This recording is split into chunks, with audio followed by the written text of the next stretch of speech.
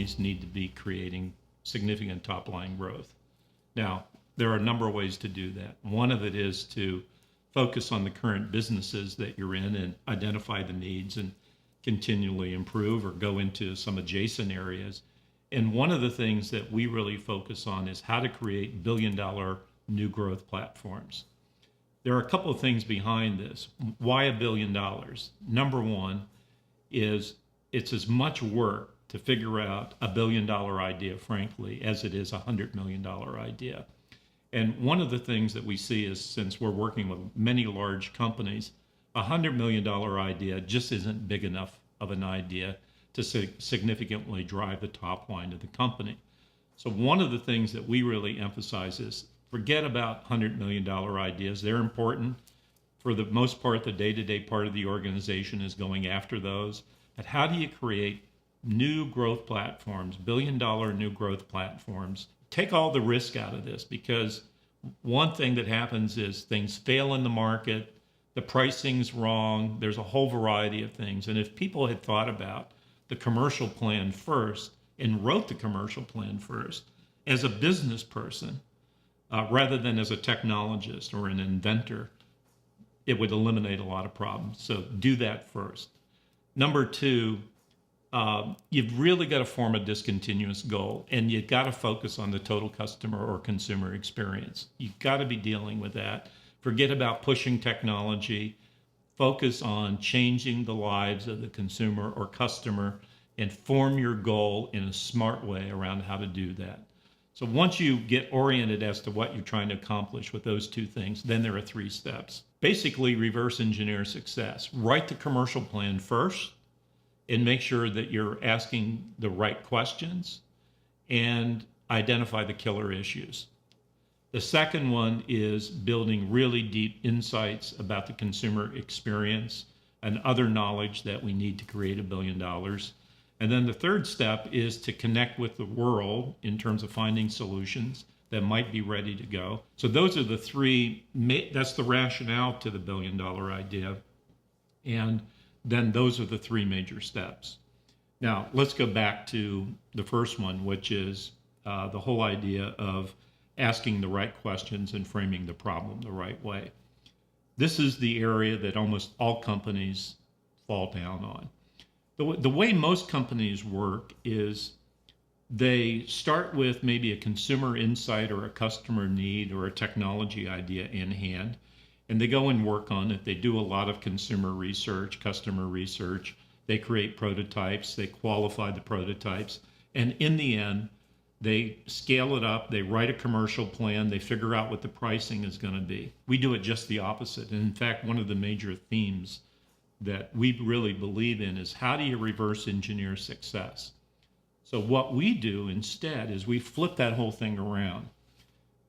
First of all, we get very clear on the discontinuous goal of $1 billion. But we don't just say that we're going to write, the goal is $1 billion.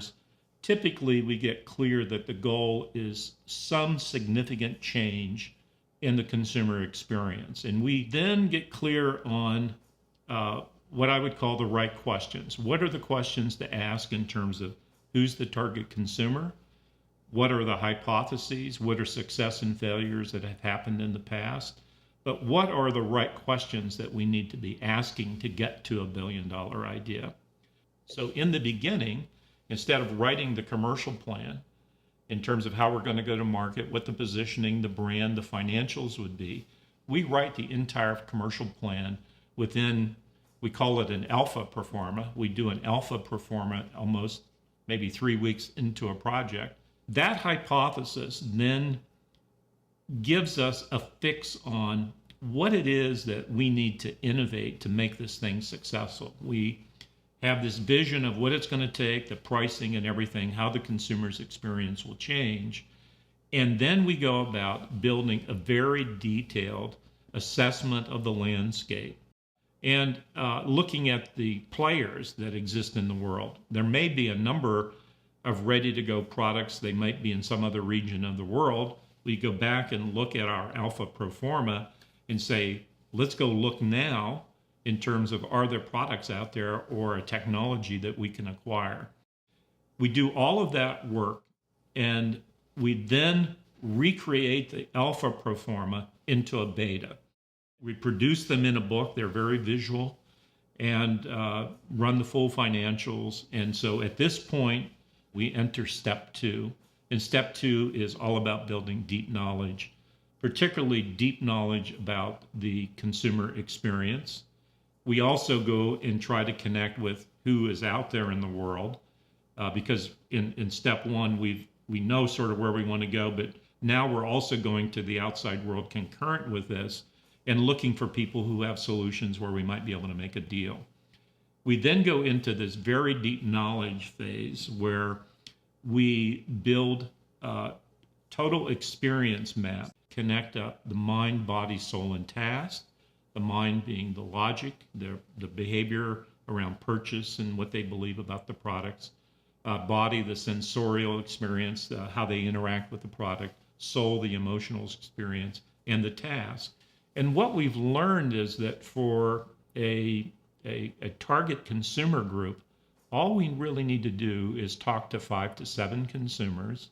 And we build these maps for each of those 5 consumers, typically about 400 concepts on these maps. We then construct insights. We construct then full storyboards or concept storyboards, and sometimes we construct film, particularly for those concepts where there's a lot of emotion that you have to communicate.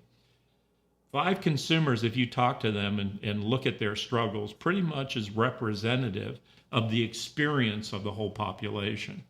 So these maps, each map will have about 400 concepts. The first consumer will give us 400. We'll go talk to the second, we get 400 again. But we get only about 200 that are new. The third consumer, 400, about 100 that are new. And after about the 5th consumer, you'd say, I've elicited, the entire experience domain. So start to really qualify the ideas that we can take to the market. And the final step is to put all of these ideas together, create a final commercial plan, and, to then begin to scale up an approach where we can make some of the products, sell it, develop the strategy then of how to launch this billion-dollar business.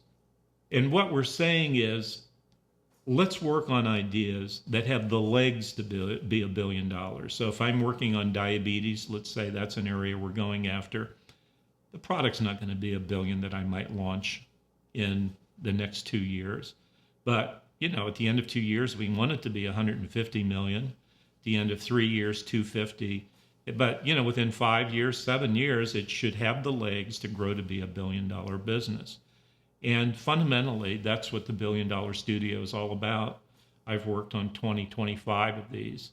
And, at any point in time, we have, 2, 3, or 4 of these underway. And these have been just very, very productive ways to go about creating these $1 billion businesses.